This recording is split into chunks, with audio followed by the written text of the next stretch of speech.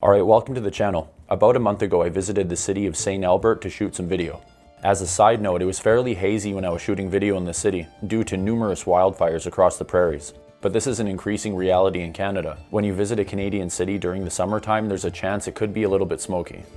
Many people moving to Alberta don't necessarily want to live in the big cities of Edmonton and Calgary, and St. Albert could be a good option. And many people living in the Edmonton area have never been to St. Albert, or maybe it's been a while since you visited. Last year I did a video on the different towns and cities surrounding Edmonton, and in that video I stated that St. Albert is my favorite of these communities. And so I wanted to do a short video showing you some of the things I like about the city. So St. Albert is one of the biggest towns and cities surrounding Edmonton. It has a population of about 73,000 people, and it's basically a suburb of the capital city. There's not much distance between the St. Albert and Edmonton city limits. And honestly, it's my favorite of all the communities surrounding the capital city. One of the things that defines St. Albert to me personally is just how green it is. St. Albert is often called the Botanical Art City, and it's done an excellent job of preserving and maintaining its parks and green spaces. The city also has a river valley like Edmonton, but on a smaller scale. The Sturgeon River runs right through the center of town, and this area has excellent walking trails. Downtown St. Albert is fairly small, but I generally find it to be very clean and quiet. Obviously, St. Albert isn't perfect and it has problems like any other town or city, but overall I just find it to be very quiet and peaceful. The downtown area of St. Albert has some excellent restaurants and cafes. I've been to the Cajun House personally. This is an excellent restaurant. I absolutely love Southern food, and I would definitely recommend checking this place out. You've also got the Turkish Coffee House. I've been here a couple times and I love it. Obviously they specialize in Turkish coffee, but they also do a variety of other food and drinks. They have a nice little patio, and overall this is a very pleasant place to sit and relax. You'll also find Jack's Burger Shack downtown. This place is very popular with local residents. They do an excellent burger and I definitely recommend stopping by. I've always personally loved St. Albert Place. This is one of the most iconic buildings in the city. It was opened in 1984 and it was designed by Douglas Cardinal. And I just love the building itself. It's an interesting space to walk through. St. Albert Place serves many functions. In this building you'll find City Hall as well as civic offices, the art and theater, a public library, various visual art studios, as well as a popular museum. And so this building not only has interesting architecture, but there are many things to do inside. I also enjoy the Art Gallery of St. Albert. This is located in the historic Bank d'Hochelaga building, and they have a fantastic collection of work by local artists. I honestly haven't done a lot of shopping in downtown St. Albert, and I definitely appreciate some recommendations from local residents. After you've checked out downtown St. Albert a bit, you might enjoy taking a walk along the Sturgeon River. St. Albert's extensive Red Willow Trail system covers almost 100 kilometers and winds throughout the city. It connects the lush river valley with the city's major parks, neighborhoods, and urban areas. Honestly, the Sturgeon River itself was looking a bit gnarly when I was there, so you probably don't want to do any swimming or fishing, but these river trails are very pleasant. Throughout this trail system, you'll find these different historical plaques that form the Founders Walk, and these highlight different aspects of the city's history. You'll also find an interesting collection of artwork and sculptures throughout this trail system, and it really adds to the beauty of this area.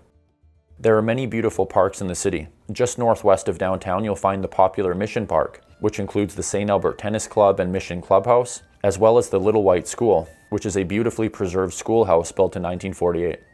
And then just to the southwest of this park, you'll find the St. Albert Grain Elevator Park. This is an open-air museum which features 2 historic grain elevators and a reconstructed railway station. They offer guided tours from May to September. Unfortunately, they were closed when I was here. And then right beside the grain elevators are the historic river lots. This is an area along the river that features these old historical buildings. Again, this area was officially closed when I visited, but they let me walk around and shoot some video.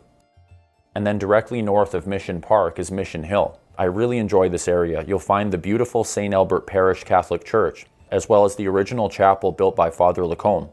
Right behind the main church is the St. Albert Shrine, also known as Mary's Grotto. This was built in 1920 as a place of prayer and contemplation. And honestly, I'm not Catholic, but when I was here I felt compelled to remove my hat and say a quick prayer at this grotto, which was an interesting experience. But overall, this is a beautiful area that showcases some of the city's heritage.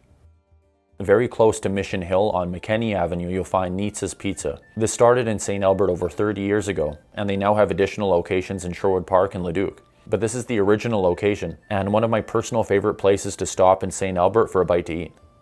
My favorite store in St. Albert is Value Village. I love thrifting, and this is by far the best thrift shop in the Edmonton region. There's also this area known as the Shops at Boudreaux. They have a collection of very popular stores and restaurants. You have the Italian bakeries Mercato as well as Buco Pizzeria, and this area is just very popular and has an excellent collection of shopping and dining. I also love Socrates Restaurant on St. Albert Trail. This diner has been around for decades and it's very popular with local residents. As I mentioned, St. Albert is a very lush and green city. It's often called the Botanical Art City. The St. Albert Botanic Park in the northeast part of the city is very popular. This is a 5-acre garden operated entirely by volunteers. It's located right on the Sturgeon River, and it connects with the greater trail system within the city. This botanic park features distinct garden areas, and it's a great place to go for a walk or even just sit and relax a bit. And then on the southwest edge of St. Albert, you'll find the massive Enjoy Center, and it's essentially a shopping mall that features a giant garden center, various artisan shops, an upscale food market, as well as a very popular restaurant. And then right across Ray Gibbon Drive from the Enjoy Center is the Lois Hole Centennial Provincial Park. Personally, I didn't even know this existed until recently. It features this boardwalk that winds through this protected area of wetlands, and then along the boardwalk you'll find these various information plaques. When I was walking through this park, I heard and saw a surprising variety of birds, and this is an excellent place to go for a walk and take in some wildlife. And that's pretty much going to wrap this one up. Again, this is not a complete and definitive guide to everything about St. Albert, but I just wanted to show you some of my favorite places in the city. St. Albert is incredibly lush and green. It has an excellent river valley trail system. The city has done a fantastic job of preserving its local history, and you'll also find some great restaurants and shops throughout the city. If you live in the Edmonton area and you've never been to St. Albert or it's been a while, I thought this might give you a couple ideas. And I also wanted to show visitors to the Edmonton area that there are many separate towns and cities surrounding Edmonton, and each of these places have something to offer, although St. Albert is my personal favorite. I hope you found this one interesting and informative, and if you haven't already, then please consider subscribing to my channel. I upload a variety of Canadian content, and I usually post something new about once a week. If you want to support my channel further, you can buy me a coffee, and there's a link to that below. Thank you for watching. I hope you have a great day, and I look forward to seeing you next time on the Strange North channel.